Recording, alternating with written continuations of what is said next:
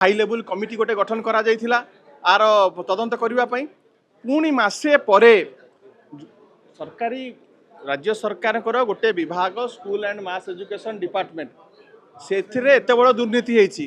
बर्तमान राज्य सरकार पुणी ताकर आउ गोटे विभाग क्राइम ब्रांच को दौरान तदंत करने ये तदंत हम ना तदंत आड़ प्रमाण नष्ट करा एवं मुख्यमंत्री निजे जानी निजे कही षड्यंत्र होती षड्यंत्रकारी किए सी कौन जानी ना एवं जीए षड्यंत्रकारी एथरे जीए मुख्य षड्यंत्रकारी अच्छा विभाग मुख्य तांको अगोचर तो 380 कोटी टकर स्कैम हैनी विभाग मुख्य जीए शिक्षा मंत्री अच्छा मुख्यमंत्री प्रथम आगे तांकु जति बहिष्कार न करिवे ताले तदंत कौन ठीक बाटर जीव कि आमर दाबी होउची जेहेतु एथरे इंटर स्टेट एजेंसी रही क्राइम ब्रांच रो से कैपेसिटी नहीं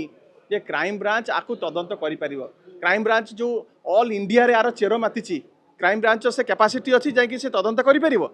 आपको सीबीआई तदंत करने को दि जाऊ शिक्षा मंत्री आमर जो मूल दाबी रही जो दाबी को लेकिन जन आक्रोश तीव्र तीव्रतर हो सारा लोक मैंने माने घर घर लोक आम आंदोलन में जोग दौरान तुरंत शिक्षा मंत्री को आपण बहिष्कार करंतु एवं आमर जो दाबी रही एथरक एनईपी को बंद रखंतु एनईपी लगेबारे आपणकर कौन प्रिपेयर्डनेस नथिला नेशनल एजुकेशन पॉलिसी प्रथम कथा हूँ नेशनल एजुकेशन पॉलिसी आवश्यकता ही नाला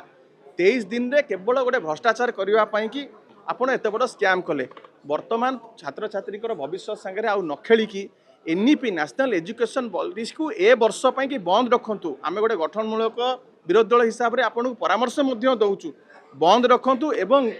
पूर्व वर्ष मानक जो पाठ्यक्रम पढ़ा जाऊला ताकू ही आधार करिकी सेही पुराना सठिक पुस्तक पुनर्प्रचलन करा जाऊ ये रही आमर दाबी एवं सीबीआई तदंत कले ही ए मुख्य षड्यंत्रकारी जो मैंने रही चेर कोड कोड रही से कथार पर्दाफाश हो पार।